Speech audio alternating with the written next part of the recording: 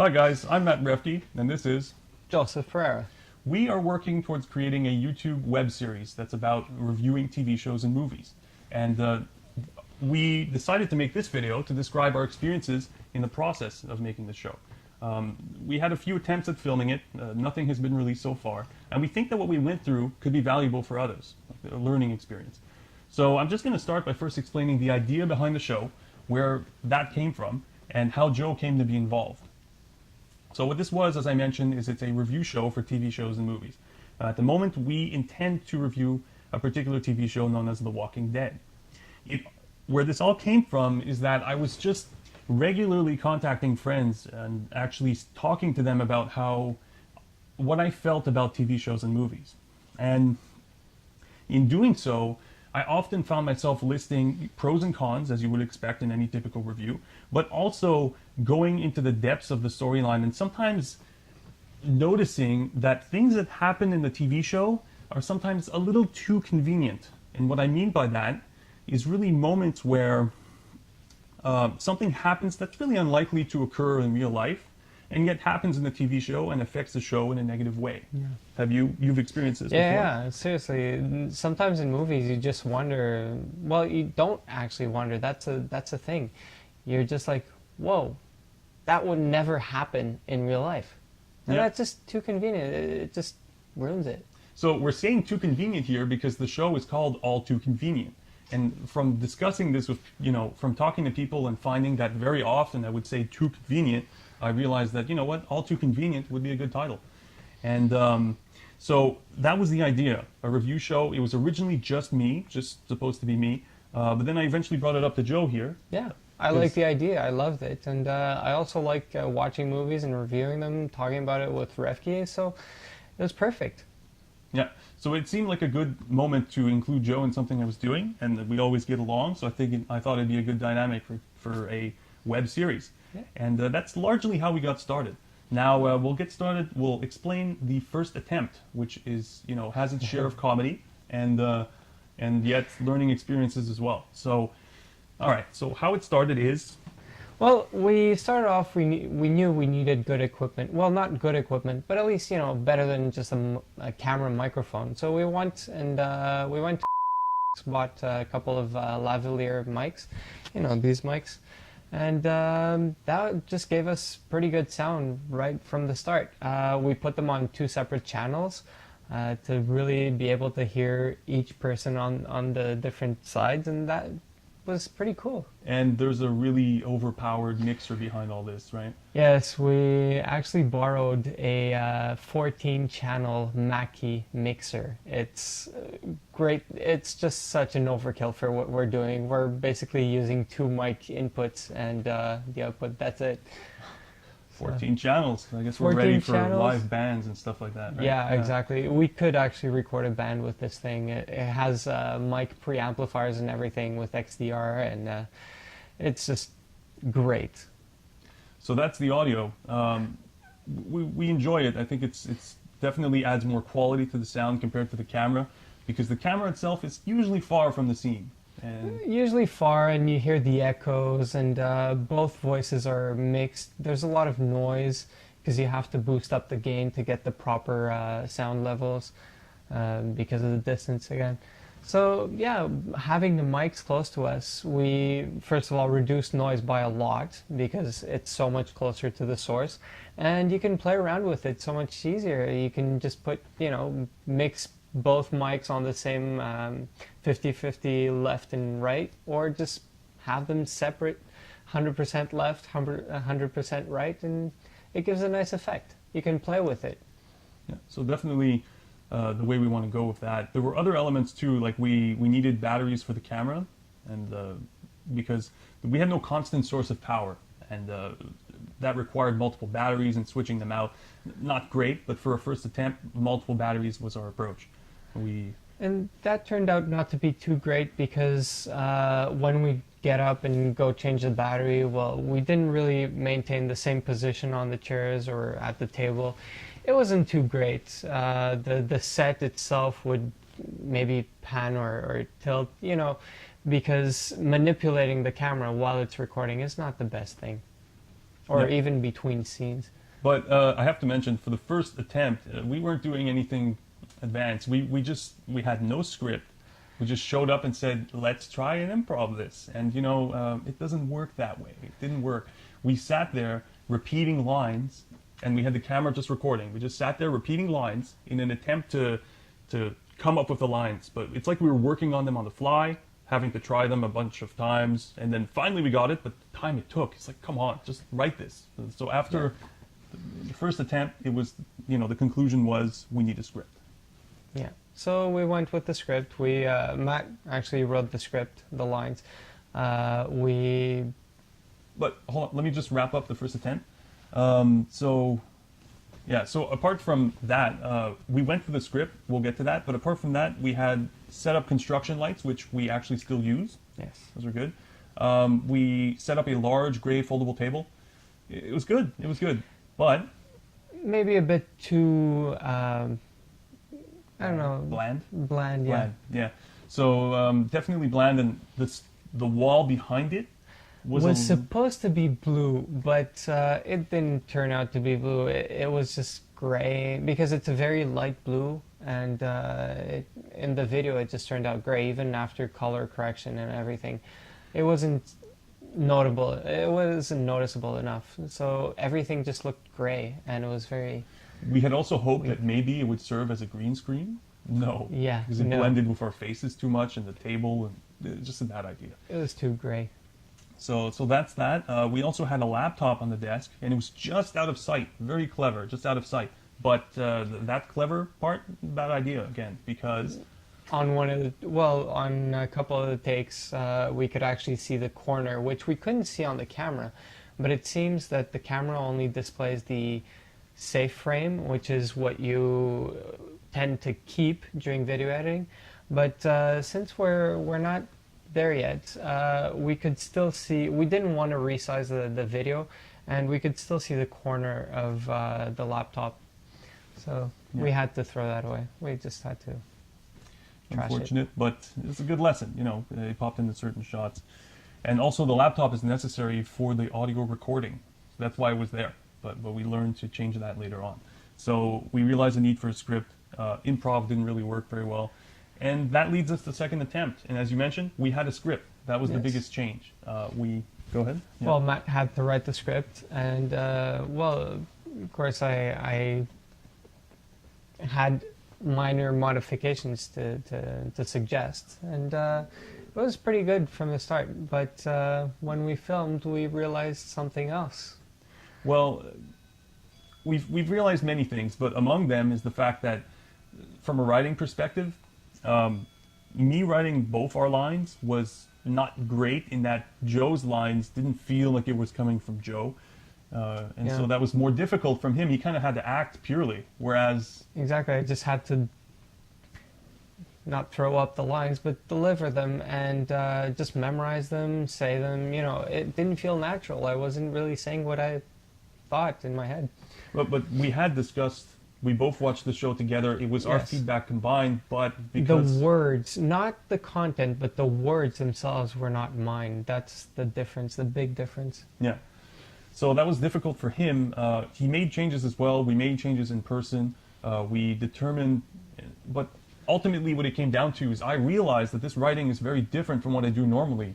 You got to write for speech. You got to simplify to prevent, painful takes. Tongue twisters. Yep. Yeah. So that was a big writing lesson right there. And tongue twisters, man, there's a line that haunts me from that.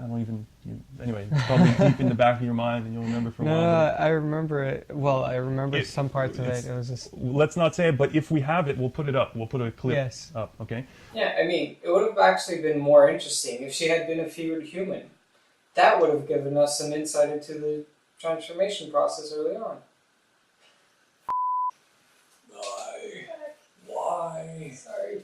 Not you. Me. Some Why? words. Some of my words. I wrote this shit. Okay. What? I wrote this shit. These are my words. My words are the problem right here. Trust me. If you're having trouble, every time you say it, I'm hurting.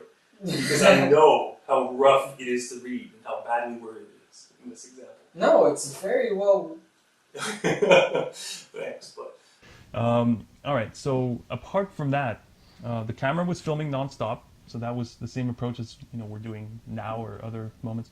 And the audio had to be toggled on and off, so truly being recorded on the laptop. Yes, and then when I'll talk about editing, we'll talk about the complications with that. But Yeah.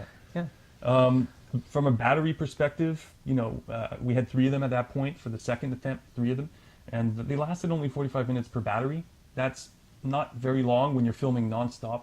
And when you're filming nonstop, and we were even filming when we were rehearsing, reading the lines, trying to memorize them. So that took up a lot of battery and space.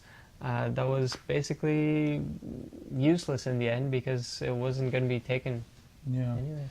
But filming ourselves rehearsed, I think the reason behind why we did that is because we felt that we would, I guess we hoped that we would get the scenes down quicker, and that we wouldn't have to be sitting there too long. So, that's a bit unfortunate that we had to suffer for that, but we're learning. So the chargers, okay, here's something interesting.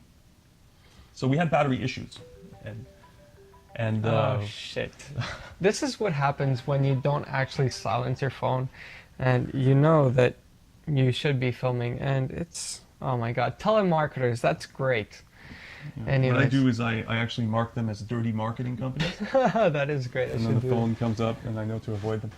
All right, so we're talking about batteries, and because of the battery issues we were having, we needed to charge. We needed to keep charging them and swapping them. And the problem is that the charging rate, the rate at which we can charge, is slower than the rate at which we consume the batteries. It was just too slow. So I actually took an old charger of mine from an old camera, and I analyzed both batteries, actually both chargers, see the charge rate, the milliamps hour, the voltage, everything. And I basically just ripped apart the old charger and connected the right pins to the right pads on the battery, and that's it. Meanwhile, I stood behind whimpering, not knowing what was going on. Yeah, but yeah, so I trusted in his ability to not make it explode into flames, and it worked. We were charging 2 batteries at a time, and it was helping. Yeah. However, the comedy, I think the best point about this is that it still took us a whopping 12 hours to film what was probably 8 minutes. 8.5 Once minutes edited. around. 8 minutes of footage once edited. And that was the total of 13 scenes. And by the way, the scenes were not defined when the script was written. That was a mistake. That's something we learned. Yeah. We had to define scenes to help with the fact that the writing was a bit tough to memorize. The lines weren't necessarily easy to deliver in one shot. Like both of the whole conversation going on, because yes, you can deliver a line, but then the other person also has to do their line, and having both people have both lines at the same time, or even, sometimes a scene is not just 2 lines, and having those go well in one shot, that was quite hard with the lines we had. Yeah, So- absolutely. So the scenes were essential for that. And we still had about an average of, let's say, 2 takes per scene by the end of the day. But 12 hours, that means that we were progressively getting tired on screen. That is really funny. And thankfully, when we showed some people, they didn't pick it up. They didn't say like, "Wow, Matt, your voice is changing. You're starting to look a little, like you're going to pass out." So apparently it wasn't noticeable, and our words were still, on keys. So they were still, watching the video and not noticing that I'm on the verge of falling. So 12 hours, wow. But we did it by the end of the day, and that was good. So after that, so you modified one of your chargers. When we moved to stop the camera, it changed our positions, as you mentioned. Yeah. We also thought about placing position markers on the floor and whatnot for the chair, for the table. Well, for the table, that's what we thought of. But then we didn't do that for the chairs, exactly. And when we stopped to go change the battery, when I'd come back and sit down, my chair wasn't exactly in the same place. So afterwards I thought, oh, we have to place markers for the chairs as well, and maybe, hey, markers on the table so we know where we were or something. But then maybe it's going to be, I don't know, too... You know, the more you think about this, the more you're like, okay, well, maybe we should totally improv this one take and not have to worry about markers and stopping the video. And so that's what's so awesome about this, about what we're filming right now. No edits. All right, so that was about the markers. Another thing in terms of acting issues, so that we didn't already mention. Certain facial expressions don't look good, okay? But we weren't aware until we saw the video, and they seemed harmless. You know, so just little facial expressions that I would do, for example, and I see them and I'm just like, oh, yeah, stop doing that. You know, I gotta make a mental note. So, yeah. So that's... Or even gestures. Sometimes we do gestures. Like, I remember that the first attempt, I was always holding my hands like this on the table. And that was not very nice. You know, it's, first of all, it's maybe hiding my face. It's also very religious. Very religious. What? But very distracting. So I decided to just take a normal pose, and that's it. Yeah. So, you know, a lot of observing ourselves and looking, learning from that perspective. Yep. So, okay, so that's the second attempt, but now, so everything was filmed. It's the end of our second shoot, 12 hours, we're tired. We stopped, I think it was like 1:30 or... 1:30 or 2. Yeah, but AM. You know, we had the first final recording of the script. Yes. That was kind of awesome. The whole episode was finally filmed. From that moment on, we moved to... it was editing. Editing, and that's largely Joe's domain. And it took, I'll just say it took us a month to, and it's not a month of editing naturally, but given his schedule. Given my schedule, given the fact that I had a lot of things changing in my life, it really took me a month to be able to find all those hours to work on editing. And, well, I had done some editing before, but I'm not a professional editor, okay? So I still, you know, stuff that I haven't used before, I still have to look around for it. And it took me a good, I'd say, a couple of times, a couple of blocks of 4 to 6 hours of editing. And yeah, that was very long because we had so many takes, so much raw footage that I had to extract the good takes out 33 gigs. Carry on. 33 gigs of footage. 11 hours. And this was 1080p. So yes, we thought that, hey, we're going to film this. We might as well film it in the highest resolution we can. I love 1080p, so yeah, higher the res, the better. I love it too. Yeah. But it does make rendering time a bit long, so we decided that, hey, we'll just do it, we'll finish it in 720p. It's just as good, it's maybe better for YouTube. But yeah, it still took an incredible amount of time to edit because I had to synchronize the audio files that were recorded separately with the audio from the good takes. So I had to just go ahead and try to see the wave patterns, try to line them up, then listen to it, see if it was synchronized. Yeah, part of the problem here is that we weren't very disciplined in the notes because as we're filming non-stop, as we mentioned, it would have been best to, well, not non-stop. We had to swap out batteries. That messed everything up. And we also had to change data cards. We ran out of space. Exactly. SD cards. And so... yeah, I mean, go ahead. Yeah. A lot of different files that weren't aligned in time, so it was synchronized, and it was a very lengthy process. But at least for this one, since there's no editing, I'll just have to align the synchronize at the beginning, and that's it. Yeah. That's the beauty of it. It is, but you know, we determined, we were reviewing this, and we can do things to help in the future, even if we have to deal with scenes. We can have a timer that starts at the same time as the camera starts recording and take note of the times when we're finished takes, you know, exactly. And then that'll be much easier on him, and that should get us, you know, should allow us to complete videos quicker. So, okay. Much quicker. So, because ideally we want once every 2 weeks, or my dream would be like once a week. I'd love that, but, you know. Right now at the beginning, we're going to try for one every 2 weeks, one every month. A month or 2 weeks. Or 2 weeks, Yeah. ideally. And then as the process gets, The more we learn. the more we get familiar with the process, of course, it'll take us less time to do it. Okay. And we'll also learn and get other tips and tricks, such as, just recording properly with the mics, synchronizing it right away with the camera, and that's it. Mhm. It'll be much easier. So I have some other editing things that are listed here. So disabling auto exposure on the camera.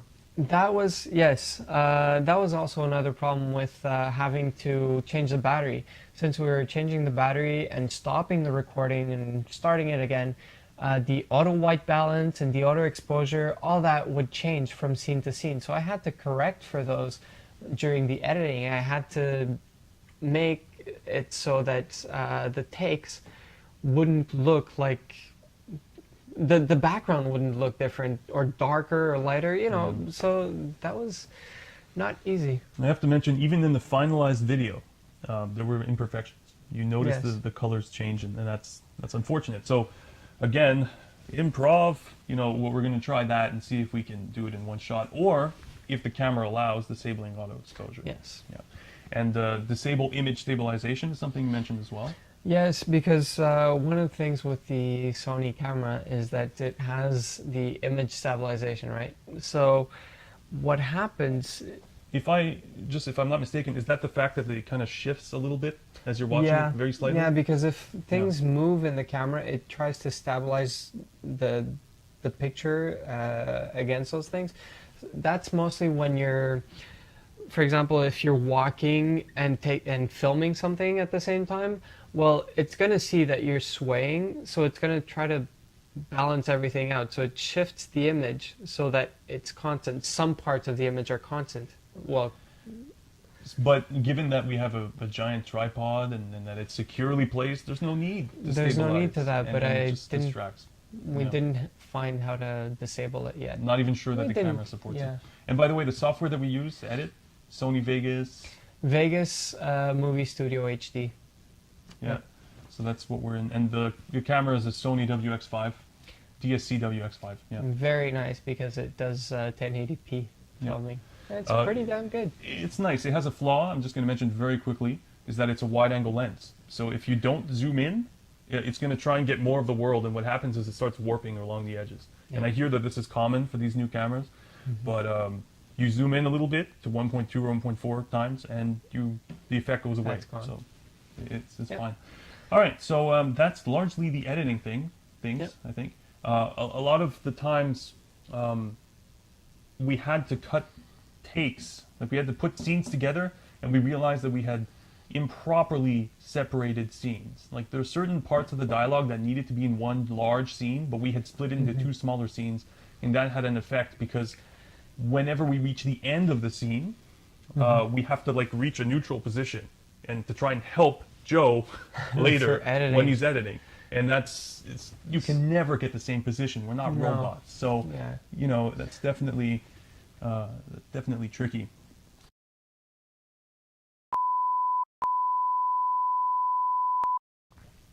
So even though we had a constant power source on the camera, for some reason it just stopped recording after 13 minutes. So this will be pretty much the only edit that we'll have to do in the video. We don't know what happened. It's hopefully it's something that can be fixed with this camera. There was, we weren't supposed to edit this video. So it was a bit frustrating to be sitting down, watching what we recorded, and then reach a point where it just stopped completely. Anyway, that's... And it was such a good video that we thought was being filmed. Yeah, And so unfortunately we lost it. But anyway, here's the next part. We were almost finished. We had just finished talking about some of the editing things that can be done, some of the things that can be done, like disabling the auto exposure, image stabilization. I believe auto white balance as well, Yeah. because that's what basically made the big difference with the colors between the takes, and what I had to spend a lot of time editing. Yeah. So we wrapped up editing, and you were just about to ask me about the licenses. You mentioned... Yes, about the licenses, Matt has this thing about, not just Matt, but I agree. The licenses are very important. We don't want to use material that was that Copyright. belongs to a third party and that we don't have the right to use. So copyright law is what we're referencing here. And yeah, so in the video that we produced in the second attempt, there was both an image and a song that Joe had put into it, but they're not, you know, we didn't have the right to use them, which is why that our video will never surface in Nope. that form. It might be Sorry, edited, guys. but so that's something that's very important to me and now to Joe. Yes, yes. Yeah. I can take off those layers because Vegas is great and you have multiple layers, and I just so happened to put those, well, not just so happened, but I meant to put those materials on different layers. So I just have to trash those layers and that's it. I Yeah. can still put in new material that's actually, that we can use from its licensing, and that's it. We'll still be able to use it. Yeah, so if we have a clip we can show, we'll show it right now. But apart from that, we're going to go ahead and that summarizes the second attempt. We're going to go ahead and talk about the future attempts and what we're learning from the feedback that we received after showing that video Yeah. to certain friends. Yep. We happened to, well, I showed it to two of my friends, he showed it to a couple of people, and the comments were great, very constructive, and yeah, Yeah, there was, you know, some comments about the scenes being cut inappropriately, as we mentioned before. That's fine. No one noticed me getting sleepy. That's good too. There were some very good comments from my brother Philip Refghi mentioning that we should, first of all, offer a short version of the video, of the review, in addition to a long version for those that care. And what matters here is really, what service are we offering? That's a question we have to ask, because if we are saving people time, then the short version will be valuable for that, and the long version is valuable for those that really care about, you know, the dissection of whatever we just watched. So that is purely my brother's idea. Very good idea.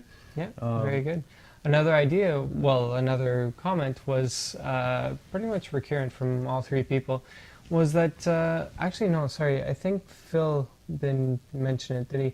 The fact that since the scenes were too drastically cut, we needed maybe to improv more and just do one take and have it really fluid.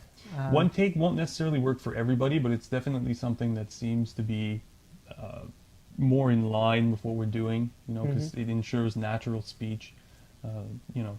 So yeah, there's definitely that.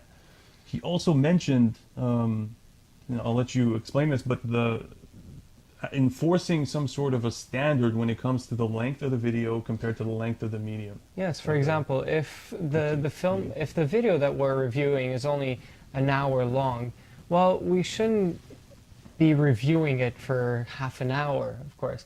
But if the movie is maybe 3 hours long, it could go up to 20, 25 minutes or even more. But there has to be a ratio between the length of the material we're reviewing and the length of the review itself. It's logic. Yeah, while at the same time catering to those that just want a short dose compared to Exactly. the long explanation. So again, we have to question what we want to do and who our audience is. Are they people that primarily want to save time? You know, maybe we can meet both demands. So that's where we're heading. Knowing also if our target audience wants to watch the review before or after them watching the movie. So But, the yeah. comments will be different. We also want to know what people want. Do they want more of more information about things that aren't easy to get as information that you won't get just from watching the movie, if you want to get some background information, or if you just want comments about what we thought of what we saw. I think it's probably going to be striking a balance between all of those points. And, you know, like, for example, some people don't like talking about the production qualities behind a show or what goes on. Like, how did they make that scene? Because it really just strips the feeling of it being possibly, you know, a real story. So that's, you know, we have to strike a balance. That's what I feel. So that's, I think, largely what's ahead. Just examining what we want to do and just learning from mistakes like this camera stopping all of a sudden. Yep. And learning how to shoot it. And again, very thankful for the people who have seen it so far. Chana Meek, Christopher Hayda Costa, and Philip Refke. My brother, yeah. So definitely very valuable advice there. And I think that pretty much concludes it. Yeah, pretty much concludes it.